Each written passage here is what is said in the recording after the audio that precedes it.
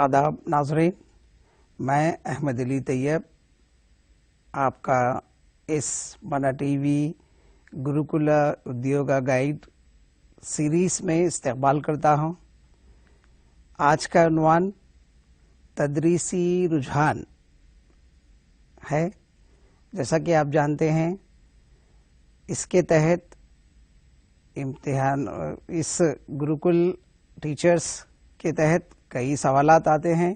یہ بہت اہم ٹاپک ہے، اساتذہ کے لیے بہت ہی اہم ٹاپک ہے۔ یہ ان کی اپنی تعلیم سے جڑا ہوا ہے اور مدرسہ اسکول کے نظام سے یہ زیادہ مربوط ہے۔ خود کی تدریس نہیں بلکہ دوسروں کو جو تدریس دی جاتی ہے اس کے میتھڈس وغیرہ اس میں ہوتے ہیں۔ تو آج ہمارے درمیان اس پر بات کرنے کے لیے منا ٹی وی کے اس پروگرام میں جناب سید رؤوف صاحب، جو ماہر تعلیمیات ہیں، انہوں نے ایم ایڈ میں گولڈ میڈل حاصل کیا ہے اور ٹیچنگ اپٹیٹیوڈ کے تحت آپ سی ای ڈی ایم کی مختلف کلاسز، مختلف عنوانات کے تحت کلاسز لیتے ہیں۔ لیکچر دی ہے آپ نے، اضلاع میں بھی آپ نے اس عنوان کے تحت لیکچر سیریز کو جوائن کیا ہے اور فیکلٹی ہے اس کے۔ آئیے ناظرین طلباء، میں آپ ایک بار پھر جناب رؤوف صاحب کا استقبال کرتا ہوں اس پروگرام میں اور جاننا چاہتا ہوں کہ تدریسی رجحان کے تحت کس طرح کے سوالات اس امتحان میں آتے ہیں، اور ایک بات ہے کہ خصوصیت کے ساتھ آپ یہ اس ٹاپک کو ہمارے طلباء کے لیے ایکسپلین کریں، اس کی تشریح کریں تاکہ اچھے سے نشانات ان کو حاصل ہوں۔ ناظرین، میں آپ کا دلی خیر مقدم کرتا ہوں۔ جیسا کہ جناب طیب نے فرمایا کہ آج کا جو عنوان ہے وہ تدریسی رجحان ہے، اور یہ جو ہے ہم 2-3 سیشنز میں انشاءاللہ العزیز اس کا احاطہ کریں گے۔ آج جو ہم تدریسی رجحان ہیں اس میں سب سے پہلے یہ دیکھنے کی کوشش کریں گے کہ معلم اور تدریسی رجحان کا کیا رشتہ ہے، پھر معلم کو کن خصوصیات کا حامل ہونا چاہیے۔ دیکھیے، میں اپنے اس سیشن کا آغاز ماہر تعلیم ہندوستان کے جو سابقہ صدر جمہوریہ تھے ڈاکٹر ذاکر حسین، ان کے ان جملوں سے کرنا چاہتا ہوں کہ انہوں نے کہا کہ معلم وہ کتاب ہے جس کے سر ورق پر محبت، الفت، ایثار اور قربانی درج ہوتا ہے۔ تو معلم کو بہت نمایاں مقام حاصل ہے، معمار قوم کہا جاتا ہے، اور ڈاکٹر ذاکر حسین نے ہی کہا تھا کہ جب دنیا بچے کے متعلق نا امید ہو جاتی ہے تو دنیا میں 2 ایسی عظیم شخصیات ہوتی ہیں جو بچے سے پر امید رہتی ہیں، ایک ماں اور دوسرا معلم۔ اور بابا قوم گاندھی جی نے کہا تھا کہ معلم کو ہماگیر شخصیت کا حامل ہونا چاہیے، یعنی آل راؤنڈ ڈیولپمنٹ اس کی پرسنالٹی ہونی چاہیے۔ تو آئیے سب سے پہلے ہم ناظرین یہ جاننے کی کوشش کریں گے کہ تدریسی رجحان میں ایک اچھے معلم کو کن خصوصیات کا حامل ہونا چاہیے۔ سب سے پہلے اسے ہماگیر شخصیت کا حامل ہونا چاہیے، دوسرا وسیع النظر ہونا چاہیے، نفسیات پر عبور رکھتا ہو، پیشہ ورانہ مہارتوں میں دلچسپی رکھتا ہو، کیونکہ وقفے سے نصاب میں تبدیلی ہوتی ہے، پھر جو ہے ہدایات میں تغیرات رونما ہوتے ہیں، تو ان کو پیش نظر رکھتے ہوئے معلم اپنے آپ کو عصر حاضر کے تقاضوں سے ہم آہنگ کرنا چاہیے۔ اس کے علاوہ معلم کو انفرادی شناخت کی نشاندہی کرتے ہوئے تدریس کرنی چاہیے، طریقہ تدریس پر مکمل عبور ہونا چاہیے جو بھی مضمون وہ لے رہا ہے۔ مدرسہ اور سماج کے درمیان معلم ایک رابطہ ہوتا ہے، اس لیے معلم کو مثالی ہونا چاہیے۔ اس لیے ایک سوال اس سے پہلے مسابقتی امتحانات میں آیا تھا کہ یہ کون سے کمیشن کے الفاظ ہیں کہ ہندوستان کا مستقبل اس کے کمرے جماعت میں تشکیل پاتا ہے؟ تو کوٹھاری کمیشن نے کہا، اور کوٹھاری کمیشن کے انہی الفاظ کے ساتھ وہ کمیشن کے دستاویز کا آغاز ہوتا ہے کہ ہندوستان کا مستقبل اس کے کمرہ جماعت میں تشکیل پاتا ہے. تو ناظرین یہ سوال جو ہے کمپٹیٹیو لیول پر آتا ہے اور اکثر پوچھا جاتا ہے. تو آئیے میں آپ سے ہمارے ایکسپرٹ سے یہ جاننا چاہتا ہوں کہ محرکہ موٹیویشن جسے کہتے ہیں تدریس میں، یہ محرکہ جو ہے کیا ہے، اس کی تعریف کیجئے اور طلباء کو بتائیں کہ کیا اس ٹاپک سے سوالات کمپٹیٹیو لیول میں ٹیچنگ ایپٹیٹیوڈ کے تحت آ سکتے ہیں. جی بالکل، آپ نے بہت اچھا سوال پوچھا جناب طیب صاحب کہ محرکہ کیا ہے. موٹیویشن، دیکھیے محرکہ کسی بھی کام کو ترغیب دینے کا ایک عمل ہے. مثلا کہ آپ یہ گروکل کے امتحانات لکھنے کی وجہ یہ ہے کہ اس میں جو ہے روزگار کی ضمانت ہوگی.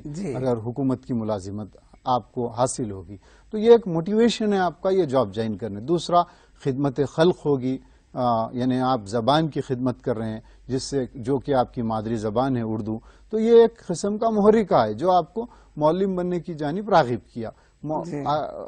محرکے کو دو قسموں میں ہم تقسیم کرتے ہیں، ایک داخلی عوامل، دوسرے خارجی عوامل، انٹرنل فیکٹرز اور ایکسٹرنل فیکٹر.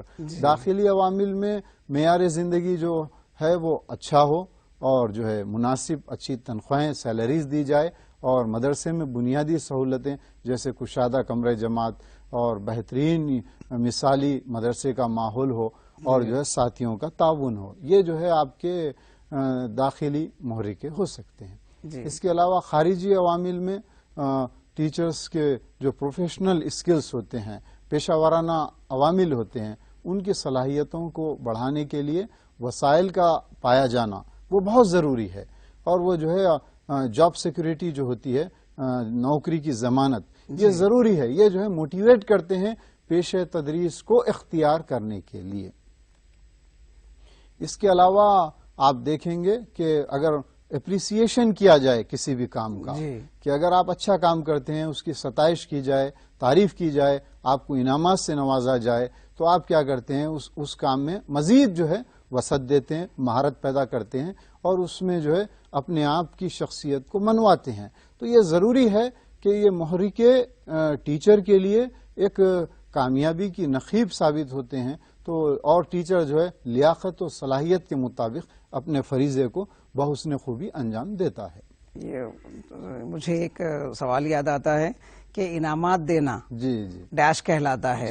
تو یہ اس کو محرکے میں لے سکتے ہیں، محرکہ ہو سکتا ہے، محرکے میں ہی شمار کیا جاتا ہے. مثلا اگر آپ کے کمرے جماعت میں طالب علم صحیح جواب دیتا ہے تو شاباش جو کہتے ہیں وہ بھی جو ہے طالب علم کے لیے ایک محرکہ ثابت ہوگا. تو ہم کہہ سکتے ہیں کہ محرکہ ضروری ہے طلبہ کے لیے بھی اور اساتذہ کے لیے بھی. آئیے ناظرین، یہ پروگرام آپ منا ٹی وی کی جانب سے مشاہدہ کر رہے ہیں. آپ اس پروگرام کو لائیو دیکھ رہے ہیں. جو حضرات آج اس پروگرام کو نہیں دیکھے ہیں، کل وہ اسی پروگرام کو اور اس سلسلے کے کئی ایپیسوڈز کو آپ سافٹ نیٹ، منا ٹی وی، یوٹیوب پر مشاہدہ کر سکتے ہیں. آئیے میں اس سلسلے کو آگے بڑھاتے ہوئے آپ سے یہ جاننا چاہتا ہوں کہ قومی اور ریاستی سطح پر تعلیمی تربیتی ادارے یہ کیا ہیں، یہ ان کا انتظام کیا ہوتا ہے اور ان پر کس طرح کے سوالات کمپٹیٹیو لیول پر آتے ہیں، اس کی آپ تھوڑی وضاحت کرتے چلیں. یہ بہت اچھا سوال آپ نے مجھ سے دریافت کیا کہ قومی اور ریاستی سطح پر تربیتی جو ادارے ہیں ان کا کلیدی کردار ہے ہندوستان کے نظام تعلیم کو فروغ دینے کے لیے. اور اکثر و بیشتر جو خصوصاً جو پیشہ ورانہ جو پیشہ تدریس سے متعلقہ مسابقتی امتحانات ہوتے ہیں ان میں ان اداروں کے متعلق سوالات آتے ہیں. تو سب سے پہلے دیکھیے central advisory board of education, جس کو ہم CABE کیب کہتے ہیں، تعلیم کا مرکزی مشاورتی ادارہ 1921 میں تشکیل پایا اور 1935 سے کام کرنا شروع کیا. اس میں سارے ملک کے تعلیمی مسائل پر بحث ہوتی ہے. سال میں ایک مرتبہ خصوصی میٹنگ ہوتی ہے اور یہ مرکزی حکومت کو تعلیمی پالیسی بنانے میں مدد دیتا ہے. اور جو ہے جو مانیٹرنگ ہوتی ہے، جانچ ہوتی ہے، وہ بھی جو ہے اس میں شامل کی جاتی ہے. اور ریاستی حکومتوں کے نمائندوں، ماہر تعلیم اور دیگر ماہرین کا نمائندہ بورڈ یہ ہوتا ہے. یہ مرکزی اور ریاستی حکومتوں کو پیش نظر رکھتے ہوئے ان کی اسکیمات کے مطابق فریضہ انجام دیتا ہے۔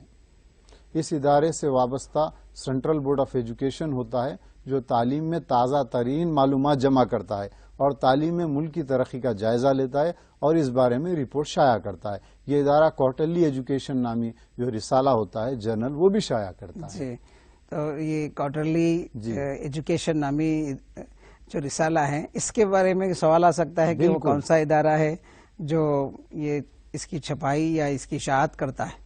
جی، اور اس کے علاوہ سی اے بی کیپ سے کیا مراد ہے، اکثر سوال آیا۔ جی، اس کے علاوہ دیکھیں گے ہم NCTE national council for education for teacher education, یہ بھی بہت اہم ہے کیونکہ یہ جتنے بھی جو ٹیٹ کا امتحانات ہیں یا پھر دیگر جو مسابقتی امتحانات ہوتے ہیں وہ جو ہے پیشہ ورانہ خصوصاً تدریس کے شعبے میں اس کی جانب سے قوانین وضع کیے جاتے ہیں۔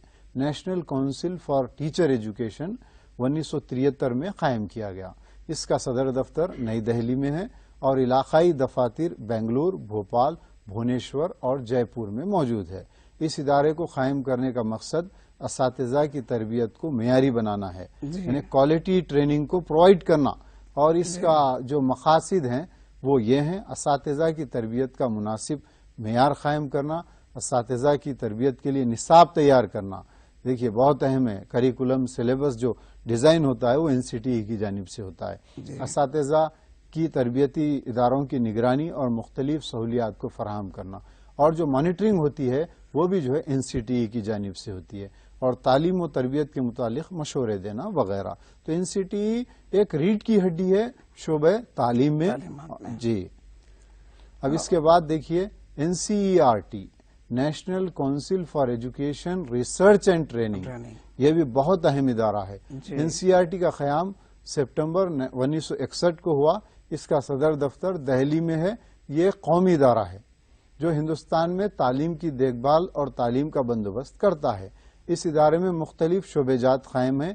اس ادارے کا اہم کام نصاب کی تدوین، کتابوں کی تیاری، یکساں تعلیمی ڈھانچہ یعنی کہ کامن ایجوکیشنل اسٹرکچر کے علاوہ ٹریننگ کالجز کا قیام اور اساتذہ کی مہارتوں کو فروغ دینا ہے۔ NCERT کی جانب سے 4 ٹریننگ کالجز بنگلور، اجمیر، بھوپال اور بھونیشور میں قائم کیے گئے ہیں، جہاں پر BEd MAd کی تعلیم دی جاتی ہے، جن کو ہم ریجنل ایجوکیشن کالج یا پھر RCE بھی کہتے ہیں۔ تو NCERT پورے ہندوستان میں نصاب کی تیاری کا ادارہ ہے جو تدوین کرتا ہے پورے قوانین۔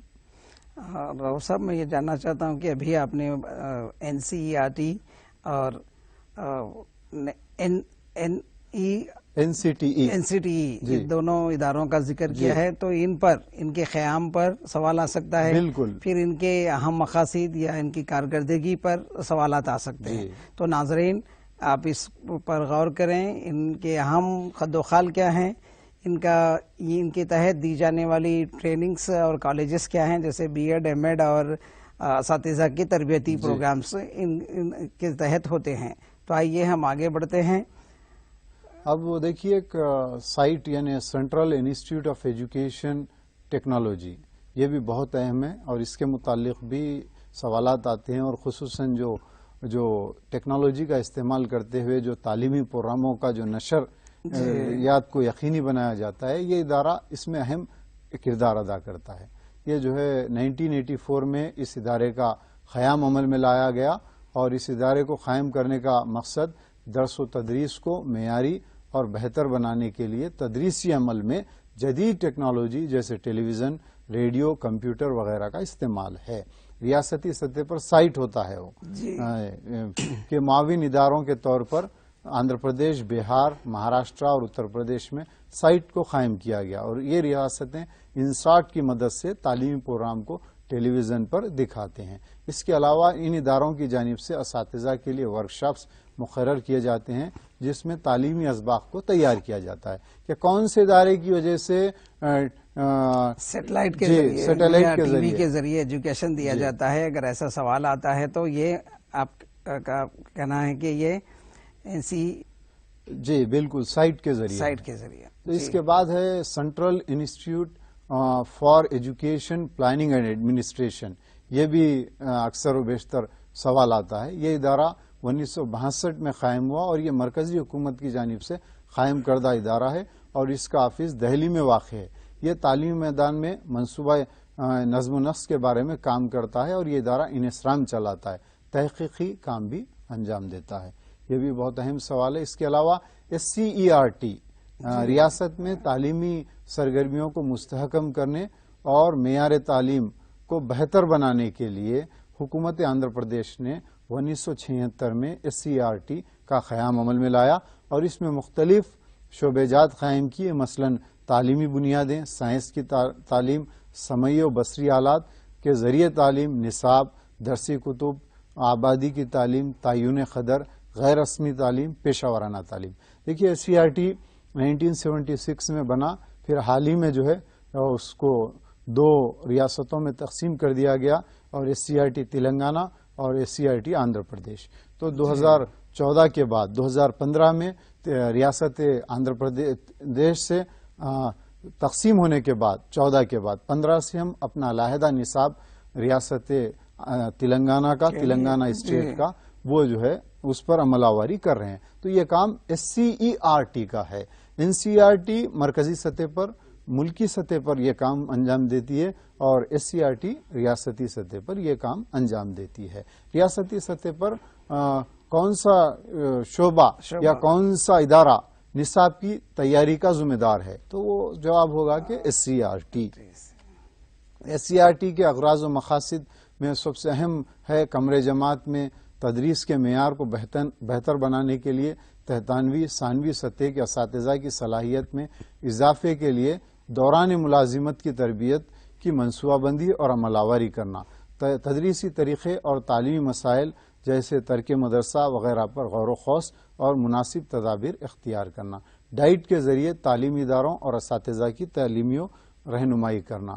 اس کے علاوہ مطبوعات کے ذریعے اختراعی طریقے تدریس، تعین قدر میں معاون مواد، سائنس کی تعلیم، مدرسے کی عمارت، تعلیمی منصوبہ بندی، تعلیمی مواد، یونٹ منصوبہ بندی، ابتدائی تعلیم کو سب کے لیے قابل دسترس بنانا، تعلیمی مواد کی جدید کاری اور جدید ٹیکنکس کو متعارف کروانے کے لیے قومی اور بین الاقوامی پروگراموں سے اشتراک کرنا.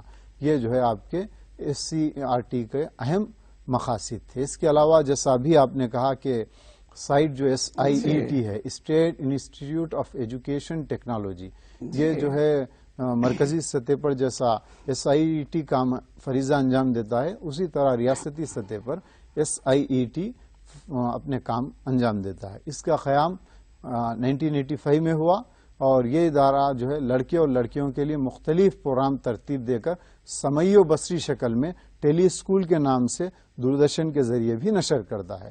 اور اس سے قبل جو ہے ٹیلی اسکول کے پروگرام ٹیلی ویژن کے ذریعے صبح میں تیلگو زبان میں نشر بھی کیے جاتے ہیں. اس کے علاوہ اس میں جو ہے مختلف پروگراموں کو ٹیپ ریکارڈ کی شکل میں ریکارڈنگ کر کے مختلف مواقعوں پر نصابی، ہمہ نصابی اور زائد ہم نصابی مشغلوں کو پیش نظر رکھتے ہوئے نشریات عمل میں لائی جاتی ہیں. تو یہ بہت اہم ادارہ ہے سائٹ.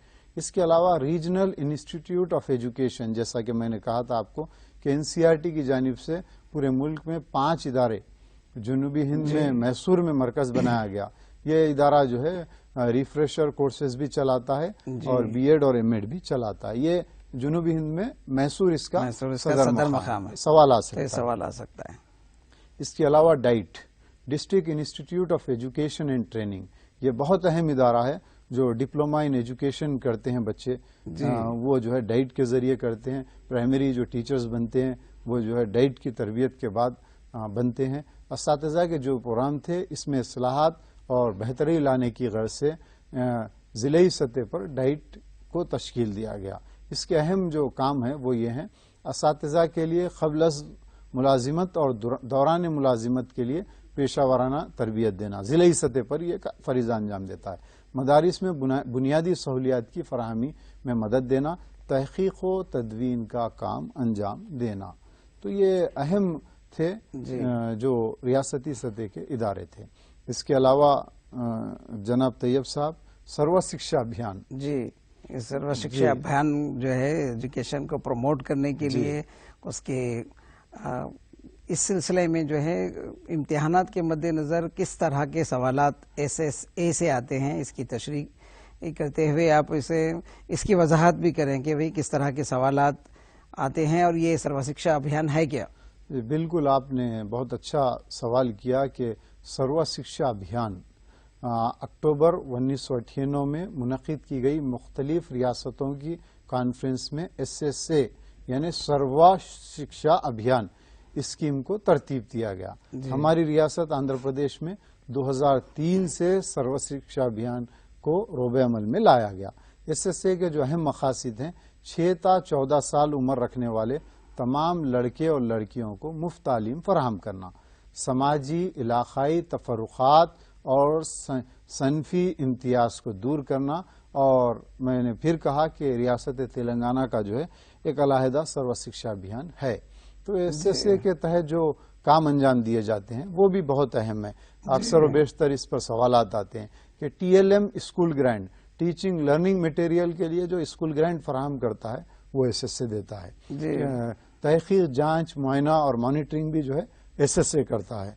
معیار تعلیم کے حصول کے لیے اساتذہ کے لیے تربیتی پروگرام منعقد کرنا اور کمیونٹی لیڈرز ٹریننگ پروگرام منعقد کرنا، یہ بھی جو ہے SSA کا اہم مقصد ہے. اس کے علاوہ تعلیم نسوان، ماقبل تحتانوی تعلیم، اعلیٰ تحتانوی مدارس کے طلبہ کے لیے کمپیوٹر ایڈڈ لرننگ، کمپیوٹر تعلیم کے پروگرام بھی یہ فراہم کرتا ہے. اس کے علاوہ دیکھیے NPEGEL national programme for education of girls at elementary level, یہ بھی بہت اہم ہے. یہ بھی سوال اکثر و بیشتر امتحانات میں آتا ہے. جولائی 2003 سے اس اسکیم کا آغاز سارے ملک میں ہوا. یہ پروگرام SSA کی جانب سے چلایا جاتا ہے. بالخصوص پچھڑے مقامات، پسماندہ مقامات میں لڑکیوں کی تحتانوی تعلیم کی آفاقیت یعنی یونیورسل آف ایجوکیشن کے لیے یہ پروگرام ترتیب دیا گیا ہے. اس کے علاوہ مڈ ڈے میلز دوپہر کے کھانے کی اسکیم ہے. اکثر یہ سوال آتا ہے کہ سب سے پہلے اس مڈ ڈے میلز کو کس ریاست نے عمل کرنا شروع کیا، یا پھر جو ہے تمل ناڈو نے کب شروع کیا، آندھرا پردیش میں کب شروع کیا گیا، اور مڈ ڈے میلز کا عین مقصد کیا ہے. جی تو جیسا کہ کہا مڈ ڈے میلز کا اہم مقصد کیا تھا؟ اگر یہ سوال آتا ہے تو ناظرین کو اس کی تشریح کریں کہ یہ مڈ ڈے میل کیوں رکھا گیا ہے گورنمنٹ اسکولز کے اندر، اور مڈ ڈے میلز فری طلباء کے لیے دیا جاتا ہے، تو اس کی وضاحت کریں کہ یہ کیوں رکھا گیا ہے. دیکھیے، یہ جو دوپہر کے کھانے کی اسکیم ہے یہ بہت اہم اسکیم ہے. اگر آپ دیکھیں کہ معیار تعلیم کو یقینی بنانے، خصوصاً ترک مدرسہ جو کرتے ہیں طلبہ، ان کو روکنے کے لیے مڈ ڈے میلز اسکیم یعنی دوپہر کے کھانے کی اسکیم شروع کی گئی. اور اس کا سب سے پہلے اتر پردیش نے اس اسکیم کو متعارف کیا. اس کے بعد 1982 میں ریاست تمل ناڈو نے اس اسکیم کو شروع کیا. پھر 15 اگست 1995 میں مرکزی حکومت نے نیشنل پروگرام جو nutritional support to primary education شروع کیا. پھر ملک بھر کے تمام مدارس میں مڈ ڈے میلز اسکیم کو 1 جنوری 2005 سے شروع کرنے کا حکم نامہ سپریم کورٹ نے نومبر 2004 میں دیا. دیکھیے، یہ مڈ ڈے میلز 2004 میں اس پر عمل آوری طلباء کو ترغیب دینے کے لیے، مدرسے میں آنے کے لیے، اور غریب طلباء جو آدھا دن اسکول سے غائب ہوتے ہیں کھانے کے سلسلے میں یا کسی اور کے سلسلے میں، روکنے کے لیے انہیں یہ مڈ ڈے میلز پروگرام رکھا گیا ہے. اور تغذیہ بخش غذا جو ہے فراہم کی جاتی ہے. بچوں کی عمر اور بچوں کو جو درکار پروٹینز ہونا ہے اس کے مطابق جو ہے وہ غذا کو فراہم کیا جاتا ہے. اس کے علاوہ RMSA، ابھی آپ RVM کے بارے میں پڑھیں تو آپ کو معلوم ہونا چاہیے کہ 1st to 8th کا جو دائرہ کار ہے وہ جو ہے RVM کا ہے. اور RMSA راشٹریہ مدھیامک شکشا ابھیان RMSA جو ہے جو 2008 سے اس کا آغاز ہوا. اور اس کا اہم مقصد کیا ہے؟ جماعت نہم اور جماعت دہم کے اعلیٰ تعلیمی معیارات کو فروغ دینے اور اس کو وسعت دینے کی غرض سے وزارت انسانی فروغ وسائل MHRD نے 11ویں 5 سالہ منصوبے میں تقریباً 20 کروڑ سے زائد روپئے اس کے لیے مختص کیے اور ایک منصوبہ تیار کیا. آئیے ناظرین، یہ اس گروکل ٹیچرز گائیڈ منا ٹی وی کی جانب سے پیش کیا جانے والا ایک سلسلے وار سیشن ہے۔ آج ہم تدریسی رجحان کے تحت قانون حق تعلیم، جی تو میں جناب رؤوف صاحب سے قانون حق تعلیم کیا ہے، اس کے اہم خد و خال کیا ہیں، اور یہ کب نافذ کیا گیا، اور اس عنوان پر قانون حق تعلیم پر کیا کچھ سوالات ہمارے طلباء جو امتحان لکھنے جا رہے ہیں ان کے لیے آ سکتے ہیں۔ بہت اچھا سوال کیا آپ نے کہ قانون حق تعلیم جو رائٹ ٹو ایجوکیشن ہے، یہ اب فنڈامنٹل رائٹ یعنی بنیادی حقوق میں شامل ہو چکا ہے، اور اکثر و بیشتر تمام مسابقتی امتحانات میں قانون حق تعلیم کے متعلق سوالات پوچھے جاتے ہیں، اور تدریسی رجحان کے تحت یہ بہت اہم ٹاپک ہے جس کا ہم احاطہ کرنے جا رہے ہیں۔ قانون حق تعلیم کو قانون حق اطفال برائے مفت و لازمی تعلیم ایکٹ 2009 بھی کہا جاتا ہے۔ اب دیکھیے اس قانون کے اہم خد و خال کیا ہیں، اس کا بھی ہم جائزہ لیں۔ اس میں 7 باب اور 38 سیکشن ہیں، اور 20 جولائی 2009 کو ہندوستانی پارلیمنٹ نے اس قانون کو نافذ کیا۔ 26 اگست 2009 کو صدر جمہوریہ ہند نے منظوری دی۔ مرکزی حکومت کی جانب سے سرکاری جو گورنمنٹ کی گزٹ ہوتی ہے، شائع کردہ تاریخ 1 اپریل 2010 ہے، اس لیے یہ قانون 1 اپریل 2010 سے نافذ العمل ہے۔ یہ سوال اکثر آتا ہے کہ قانون حق تعلیم کا نفاذ کب سے ہوا، کون سی تاریخ سے اس کا اطلاق عمل میں لایا گیا؟ دیکھیے، سوائے ریاست جموں کشمیر کے اس قانون کو تمام ملک میں نافذ کیا گیا۔ جی، اب تو یہ اس ٹاپک پر یعنی کہ اس جملے پر ایک سوال بن سکتا ہے کہ ہندوستان کی وہ کون سی ریاست ہے جس پر RTE کا اطلاق نہیں ہوتا ہے، تو وہاں پر یہ کشمیر کا ذکر آ سکتا ہے۔ تو اس کے علاوہ اس کا جو پس منظر ہے وہ بھی بہت اہم ہے۔ میں نے جب رہنمایانہ اصول آپ کو بتلائے تو جب میں نے وضاحت کی تھی کہ رہنمایانہ اصول میں کہا گیا تھا کہ حکومت کو فلاحی مملکت کی تشکیل کو فروغ دینے کے لیے تعلیم ایک اہم ہتھیار ہو سکتا ہے، لیکن 1 اپریل 2010 کے بعد اس کو جو ہے فنڈامنٹل رائٹ میں شمار کر لیا گیا۔ دیکھیے، دستور ہند کے دفعہ 45 کے تحت 1960 میں ہی 6 تا 14 سال کے تمام بچوں کو مفت و لازمی تعلیم فراہم کرنے کا حکم دیا گیا۔ 2002 میں 86ویں ترمیم کے ذریعے دفعہ 21A کے تحت 6 تا 14 سال کے تمام بچوں کو مفت اور لازمی تعلیم حاصل کرنے کا حق دیا گیا۔ دفعہ 51 کی ذیلی دفعہ کے تحت ہر والد یا والدہ اپنے بچے یا زیر سرپرست لڑکے یا لڑکی کو 14 سال کی عمر تک تعلیم کے حصول کے مواقع فراہم کرنا چاہیے، اور یہ فنڈامنٹل ڈیوٹی بھی ہے، بنیادی فرض۔ 11واں جو بنیادی فرض ہے یہ ہے کہ بچوں کو علم کے زیور سے آراستہ کیا جائے۔ یہ والدین کی بھی ذمہ داری ہے کہ یہ قانون والدین کو بھی پابند کرتا ہے کہ وہ اپنے 6 سے 14 سال کے بچوں کو تعلیم کی طرف راغب کرائیں۔ اب آئیے اس کے جو باب ہیں، جو اس کے باب بہت اہمیت کی حامل ہے کہ قانون حق تعلیم 2009 کے تعارف کے ساتھ جملہ 7 باب اور ایک شیڈیول پر مشتمل ہے۔ قانون حق تعلیم 2009 کی تعریفات دیکھیے بہت اہم ہے۔ طفل یا بچوں سے مراد 6 تا 14 سال عمر کے لڑکے اور لڑکیاں ہے۔ اکثر سوال آیا اس سے پہلے کہ قانون حق تعلیم کے مطابق پرائمری ایجوکیشن سے کیا مراد ہے؟ پرائمری ایجوکیشن سے کیا مراد ہے؟ تو قانون حق تعلیم کے مطابق پرائمری ایجوکیشن یا تحتانوی تعلیم سے مراد جماعت اول تا ہشتم یعنی 1 to 8 تک ہے۔ اب جو باب 2 ہے یہ بھی بہت اہمیت کا حامل ہے، حق برائے مفت و لازمی تعلیم، جو ہے 6 تا 14 سال کی عمر والے تمام بچوں کو جو قریب کے مدارس میں تحتانوی تعلیم مکمل کرنے کے لیے یہ حق دیا گیا ہے۔ کسی بھی قسم کی فیس، چارجز یا کوئی بھی رقم وصول کرنا ممنوع ہے. جی بچوں کو ان کی عمر کی مناسبت سے موضوع جماعت میں داخلہ دیا جائے. یہ بھی آر ٹی کا اہم پوائنٹ ہے کہ بچوں کو اکارڈنگ ٹو ایج ایڈمیشن دیا جائے. یہ بھی سوال بن سکتا ہے. اس کے علاوہ 14 سال کی عمر مکمل کر لینے کے بعد بھی اگر تعلیم کی تکمیل نہ ہو تب بھی مفت تعلیم حاصل کرنے کا حق دیا جائے.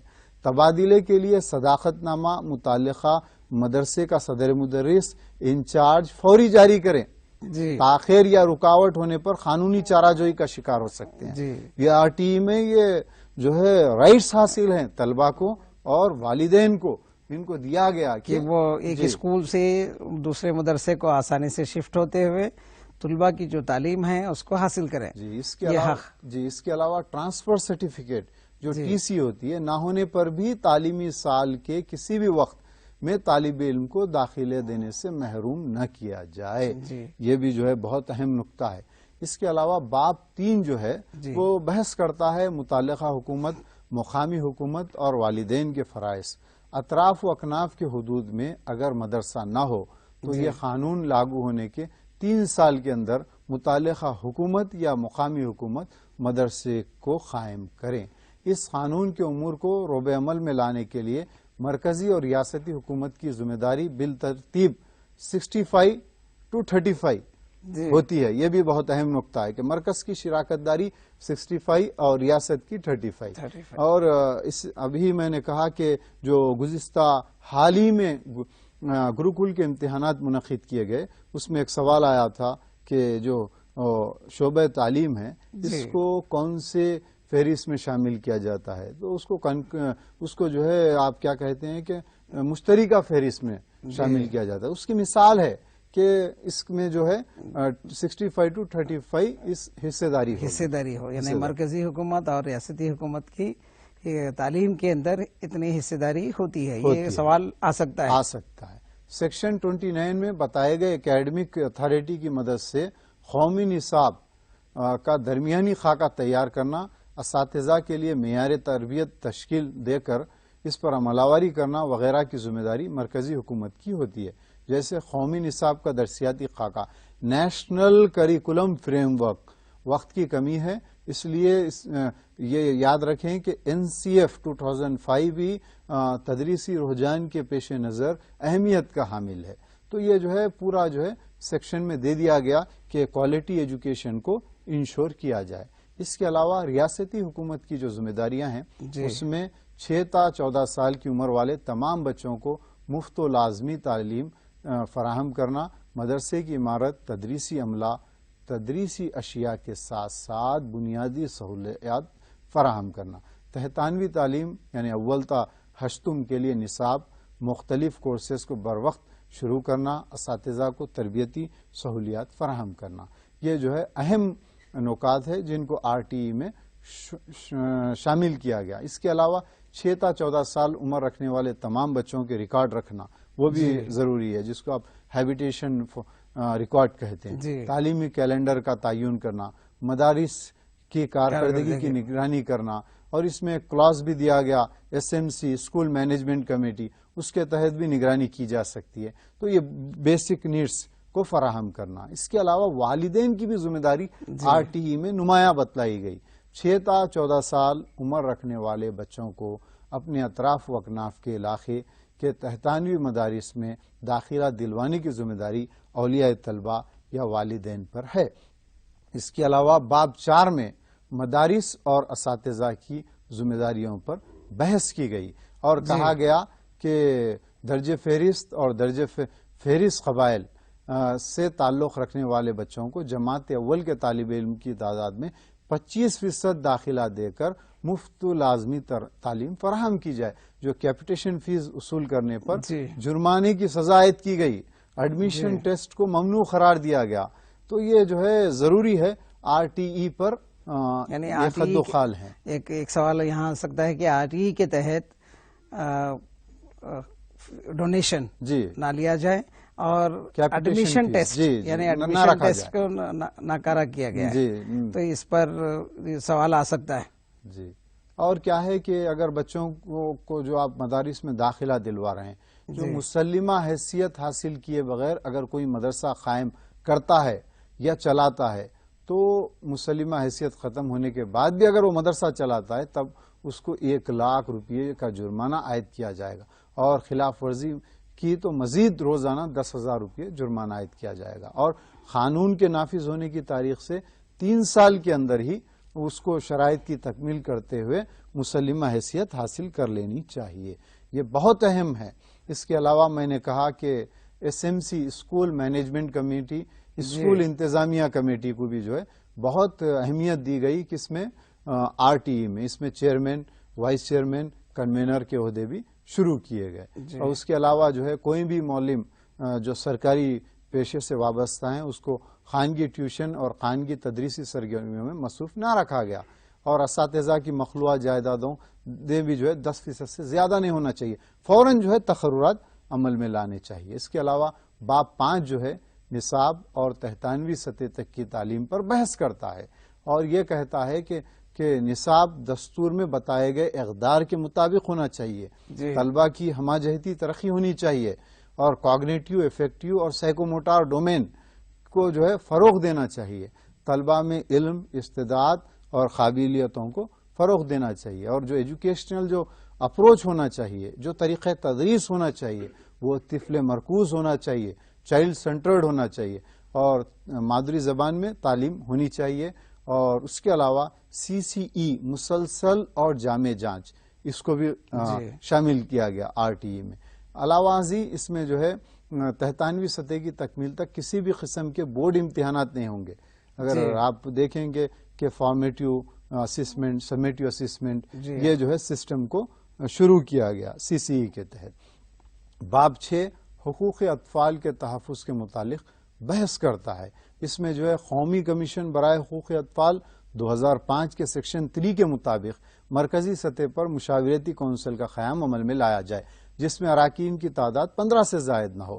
اس کمیشن کو قائم کرنے کی ذمہ داری مرکزی حکومت پر ہوتی ہے۔ ریاستی سطح پر بھی اسی نہج پر مشاورتی کونسل کا قیام عمل میں لایا جاتا ہے۔ اس کے علاوہ یہ بہت اہم چیپٹر ہے باب 7 کہ مدرسے میں کتنے بچوں کے لیے کتنے اساتذہ ہونا چاہیے۔ دیکھیے اول تا پنجم جماعت کے لیے 60 بچوں تک 2 ٹیچر، 61 تا 90 تک 3 ٹیچر، 91 تا 120 تک 4 ٹیچر، 121 تا 200 تک 5۔ طلبہ کی تعداد اگر 150 سے زائد ہو تب 5+1 یعنی 5 اساتذہ اور 1 صدر مدرس۔ طلبہ کی تعداد اگر 200 سے زائد ہو تب اساتذہ اور طلبہ کی تعداد بالترتیب 1:30 یا 40 کا جو ہے نسبت ہونا چاہیے صدر مدرس کو چھوڑ کر۔ اب دیکھیے جماعت ششم تا ہشتم کے اساتذہ کی تعداد کیا ہونی چاہیے۔ ہر 35 طلبہ کے لیے کم از کم 1 معلم ہونا چاہیے۔ جنرل سائنس، ریاضی، سماجی علوم، زبانوں کے لیے اساتذہ ہو۔ طلبہ کی تعداد اگر 100 سے زائد ہو تو مستقل صدر مدرس پلس پارٹ ٹائم اساتذہ، مصوری، کام کی تعلیم، پیشہ ورانہ تعلیم، صحت اور ورزش، تمام چیزوں کو فوکس کیا گیا RTE میں۔ بنیادی سہولیات ضروری ہیں RTE کے مطابق، ریمپ کی سہولت، لڑکے اور لڑکیوں کے لیے علیحدہ بیت الخلاء، محفوظ پانی، اور جو ہے تدریس کے لیے اساتذہ کے لیے 45 گھنٹے، اور کھیل کا میدان، TLM کی تیاری کے لیے زائد گھنٹے۔ اس طرح جو ہے یہ بہت اہم نکات کو اس میں شامل کیا گیا۔ اس کے علاوہ تعلیمی سال میں اقل ترین ایام کار تدریسی جو گھنٹے ہوتے ہیں، اول تا پنجم جماعت کے لیے 200 ایام کار یا پھر 800 تدریسی گھنٹے، ششم تا ہشتم جماعت کے لیے 220 ایام کار کم از کم یا 1000 تدریسی گھنٹے۔ تو یہ جو ہے RTE کا ایک اختصار سے جائزہ تھا۔ اب ہم آخر میں جیسا کہ کہا گیا کہ اس سیشن کو ہم مزید وسعت دیتے ہوئے ٹیچنگ میتھڈز پر بھی جو ہے نیکسٹ سیشن میں بحث کریں گے۔ یہاں پر جو سیکشنز ہے وہ بہت اہم ہے، اس کی اہمیت سے دیکھیے۔ سیکشن 1 اس کو قانون حق اطفال برائے مفت و لازمی تعلیم 2009 سے پکارا جاتا ہے۔ 2 اس قانون کے مختلف تصورات کی تعریفیں پیش کی گئی۔ 3 6 تا 14 سال کی عمر والے تمام بچوں کو مفت و لازمی تعلیم کے حقوق کا حق حاصل ہے۔ 4 بچوں کو ان کی عمر کی مناسبت سے موضوع جماعت میں داخلہ دیا جائے۔ 5 طلبہ دیگر مدرسے میں تبادلے کے خواہش کرنے کا حق رکھتے ہیں۔ یہ قانون لاگو ہونے کے 3 سال کے اندر مدرسے کو قائم کیا جائے. 7 اس قانون کی عمل آوری کے لیے گرانٹس فراہم کرنے کی ذمہ داری مرکز اور ریاست پر ہوتی ہے. 8 ریاستی حکومت کی ذمہ داریاں، 9 مقامی حکومت کی ذمہ داریاں. 10 6 تا 14 سال عمر کے بچوں کو مدارس میں داخلہ دلانے کی ذمہ داری والدین پر عائد ہوتی ہے. 11 ماقبل اسکولی تعلیم مہیا کرنے کی ذمہ داری مقامی حکومت کی ہوتی ہے. 12 مفت و لازمی تعلیم کے تئیں مدارس کی ذمہ داری. 13 کسی بھی قسم کے فیس وصول نہ کی جائے، کسی بھی قسم کا انتخابی طریقہ اختیار نہ کیا جائے. اسی طرح 14 پیدائشی صداقت نامے نہ ہونے پر داخلے سے انکار نہ کیا جائے. 15 تعلیمی سال کے کسی بھی مدت میں داخلہ دیں. 16 کسی ایک جماعت میں مسلسل برقرار نہ رکھیں. ڈیٹینشن جی وہ پالیسی کو اختیار نہیں کیا جا رہا. 17 بچوں کو جسمانی سزا، ذہنی سزا نہ دی جائے. 18 مسلمہ حیثیت حاصل کیے بغیر مدارس قائم نہ کیا جائے. 19 مدرسوں سے متعلق اصول و شرائط. 20 شیڈیولوں کو تبدیل کرنے کی ذمہ داری متعلقہ حکومت کو حاصل ہے. 21 اسکول انتظامیہ تنظیم SMC کا قیام. 22 مدرسے کی ترقی کا پلان. 23 معلم اساتذہ کے تقرر کے لیے اقل ترین قابلیت. اسی طرح 24 معلم کے فرائض و ذمہ داریاں. 25 طلباء اور ٹیچر کی نسبت. 26 ٹیچروں کی مخلوعہ جائیدادوں کو پر کرنا. تو اس طرح جو ہے یہ نکات کو اس میں شامل کیا گیا. اور آخری جو نقطہ ہے، اس ایکٹ سے تعلق رکھنے والے امور کی عمل آوری کے لیے اصول و قوانین مرتب کرنے کی ذمہ داری متعلقہ حکومت کی ہوتی ہے. آئیے ناظرین، آپ اس پروگرام کو لائیو منا ٹی وی کے تحت دیکھ رہے ہیں اور مشاہدہ کر رہے ہیں. اس کے علاوہ آپ اس پروگرام کو softnet.manatv.com پر بھی دیکھ سکتے ہیں.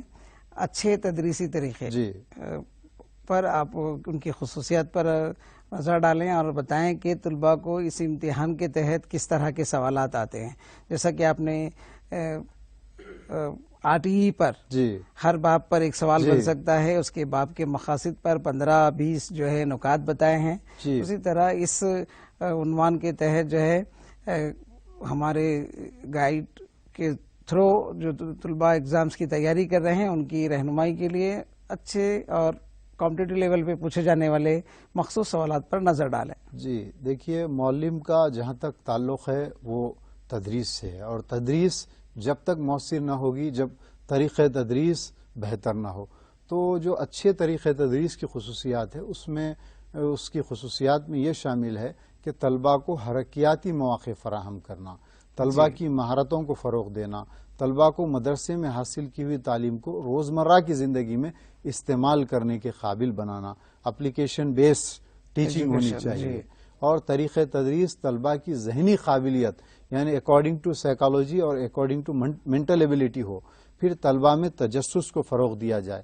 تو یہ اہم جو ہے خصوصیات ہیں، اور وہ بہت اہم ہے کہ آپ کے طریقہ تدریس پر انحصار کرتا ہے آپ کے بچوں کا مستقبل.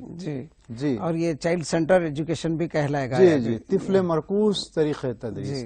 اس میں کئی قسم کے طریقہ تدریس ہیں، جیسے کہ لیکچر طریقہ ہے، پھر آپ ڈیمانسٹریشن مظاہرتی طریقہ ہے، اور جو ہے مزید اگر ہم آگے بڑھتے جائیں تو استقرائی طریقہ ہے، استخراجی طریقہ ہے، اور آپ کے کیا کہتے ہیں تاریخی طریقہ ہے، ذرائع کا طریقہ ہے، وغیرہ وغیرہ. لیکن ہم جو ہے اہم طریقہ تدریس پر روشنی ڈالتے ہیں تو ہمیں پتہ چلتا ہے کہ چائلڈ سینٹر ایجوکیشن کو پروموٹ کرنا چاہیے، خصوصاً تحتانوی سطح پر اور وسطانوی سطح پر اور فوقانوی سطح پر، کیونکہ اول تا دہم جو طلباء ہوتے ہیں ان کو نفسیات کے مطابق تدریس دینی چاہیے.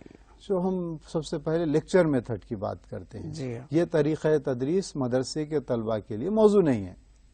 اس میں معلم چست اور طلباء سست ہوتے ہیں. یعنی کہ یہ ٹیچر سینٹرڈ ایجوکیشن ہو جائے گا. جی ہاں، جی بالکل، آپ نے بہت اچھی بات کہی طیب صاحب.